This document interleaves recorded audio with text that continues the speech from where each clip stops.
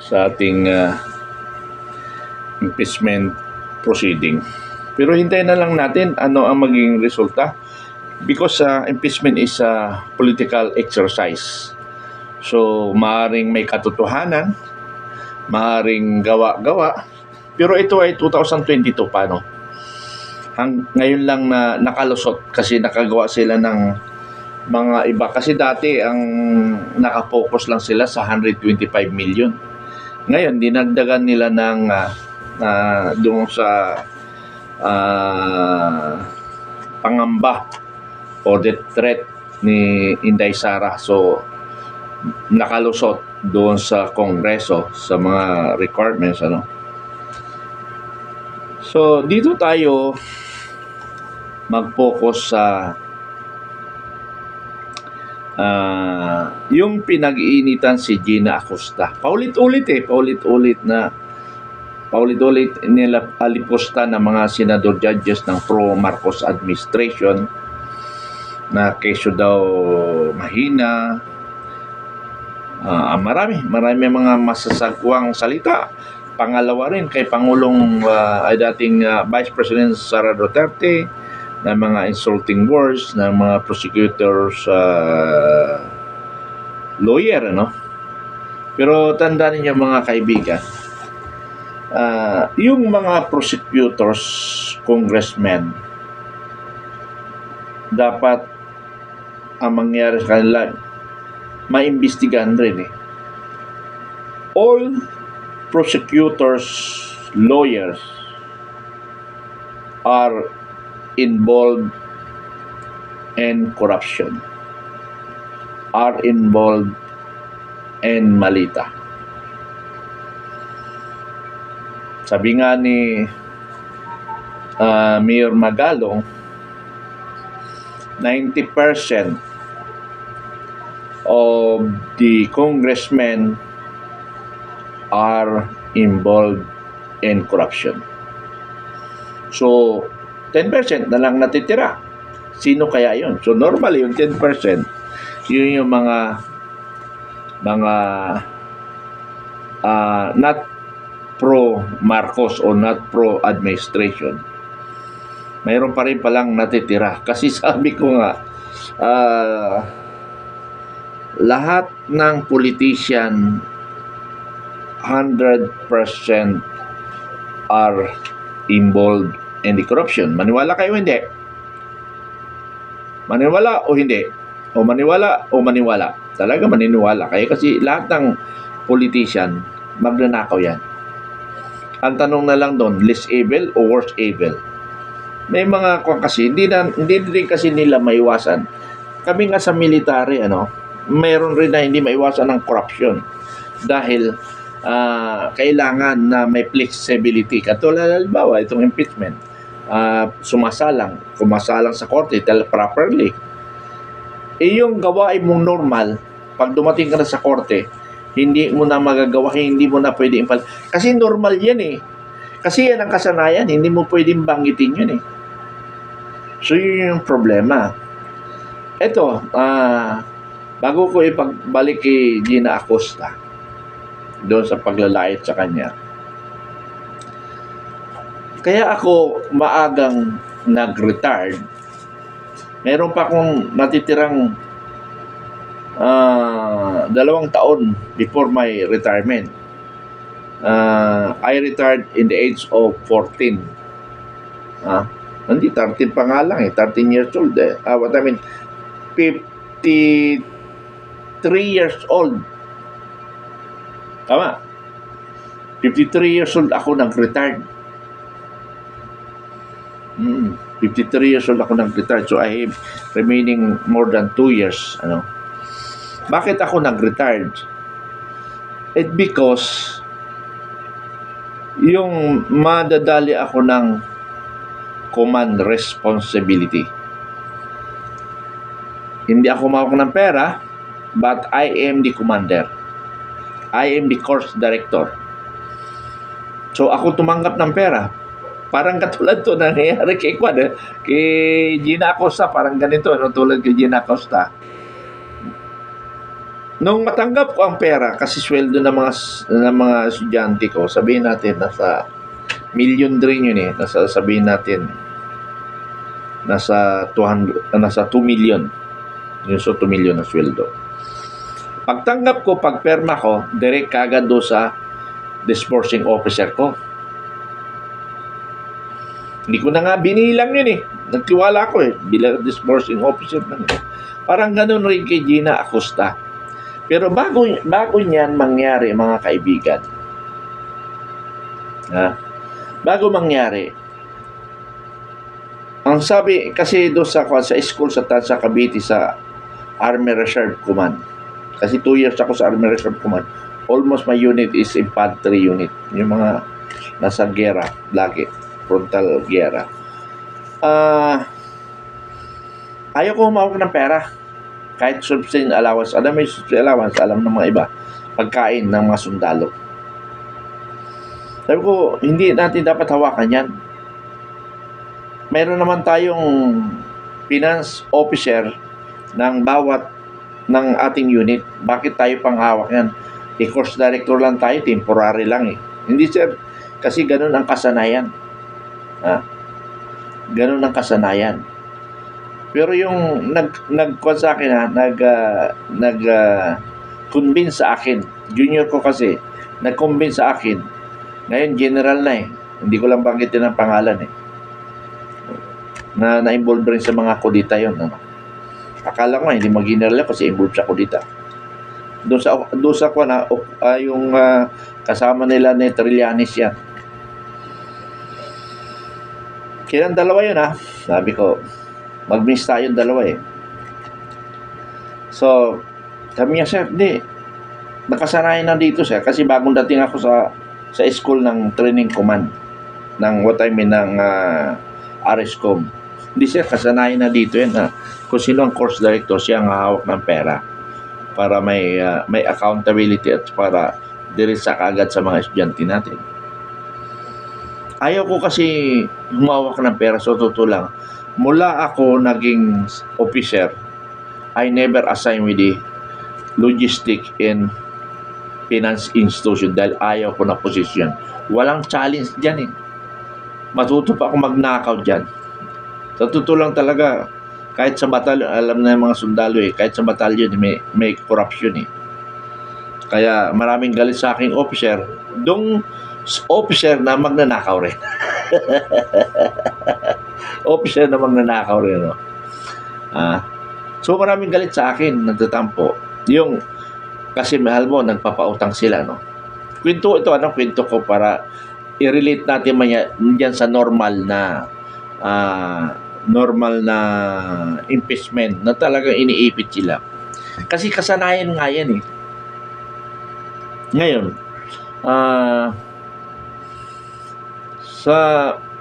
kami ang humawak ng pera.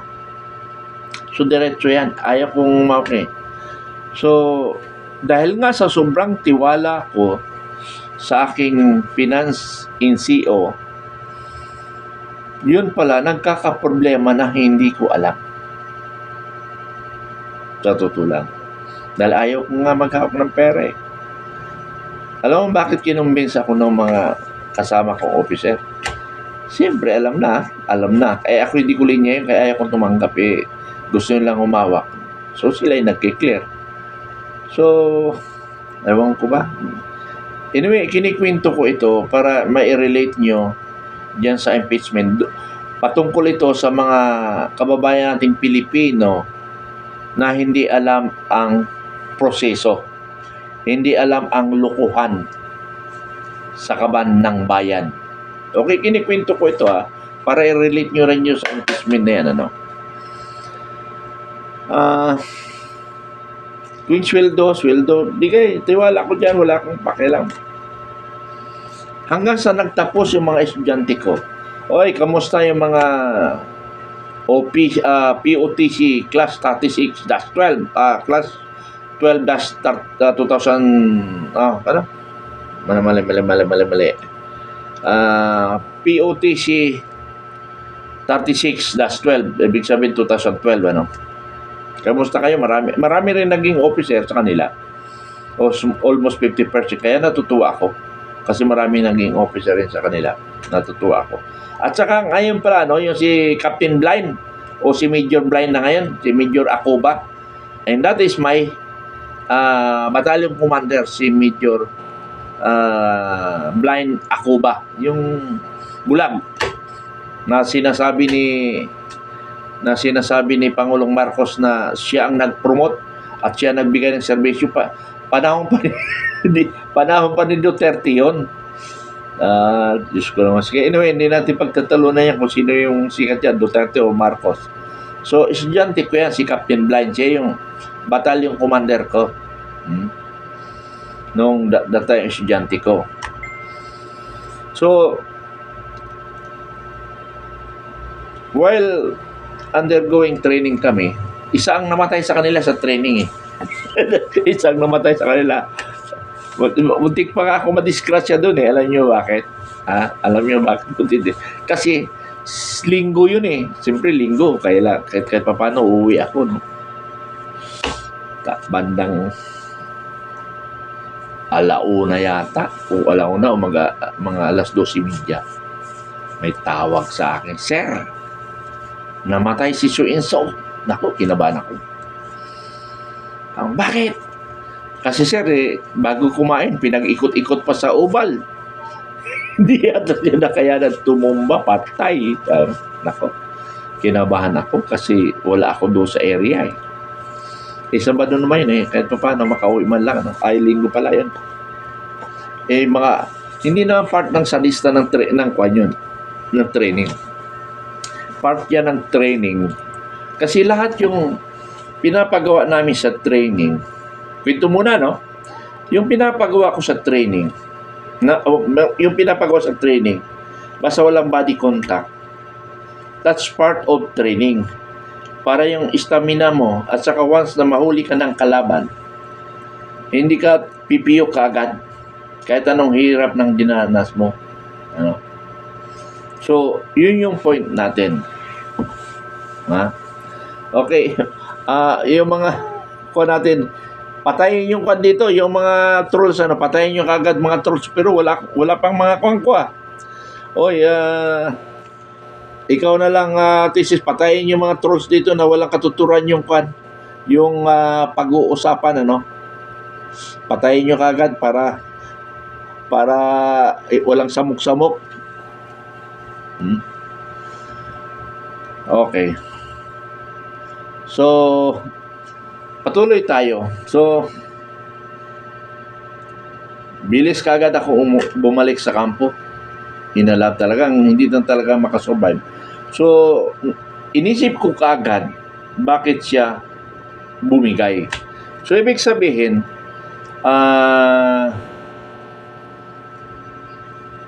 ang ibig sabihin doon mga kaibigan, ay napiki yung pagpasok niya ng pag-o-officer. Yung physical examination niya parang nadaya sa puso. Ano? Okay.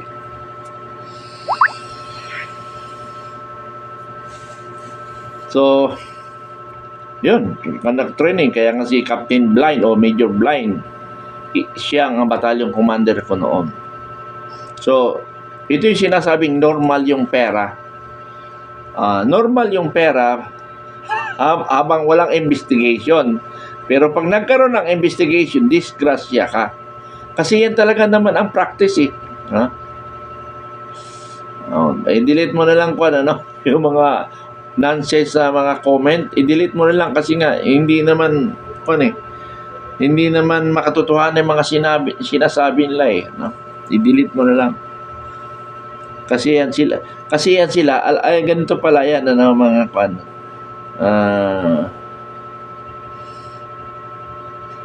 ganito kasi yan ang tawag nito, nawala ako sa sinasabi ko ganito yan, baka may kung pala i-delete ka agad kasi Wala namang katulad. Pero kung maganda naman yung sinasabi niya na mayroong katwiran, hayaan nyo kasi para yun ang part of discussion natin. Para maging democratic way of vlogging natin. Pero yung mga kalukuhan, wag na.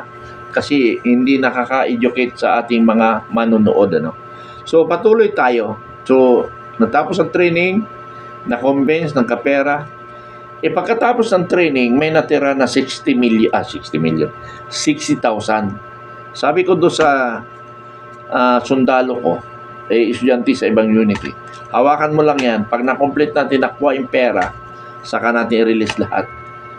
Ngayon, medyo pumalpak yung sa sundalo ko. Siyempre, naibalik naman. Kaya lang problema, nagkaroon ng investigation bago bumalik. So, that is part my command responsibility. Sabi ko, mas maganda mag-retire na lang ako kasi mas mahirap kung ma-reopen pa, kung may mag-iinit sa akin. 60,000 lang naman yun. Kaliit, ano. So, mahirap kasi ganito. Ito pala, mahirap kasi pag maliit ang ninakaw mo, haharap ka sa hustisya. Pero kung malaki-laki ninakaw mo, katulad sa amin, halimbawa, 1,000, hindi yan naimbestigahan. Pero kung 20,000, 10,000, nako, delikado dyan ang investigation. Ibig sabihin, yung gumawa kasi niyan, hindi talaga magnanakaw. Pero yung magnanakaw, talaga maimbestigahan. Bakit ka mo? Dahil yung hindi magnanakaw, maimbestigahan kasi hindi niya alam ang procedure of clearing. Pero yung mga magnanakaw, alam niya ang procedure of clearing. Kaya parang ganito rin sa impeachment. Kasi without malice, ni Inday Sara o ni Gina Acosta ba, kung di ako nagkakamali, alam naman niya na gagastusin ni Colonel La Chica yung pera na yun para sa kabutihan. Pero sabi ko nga, wala nga santo.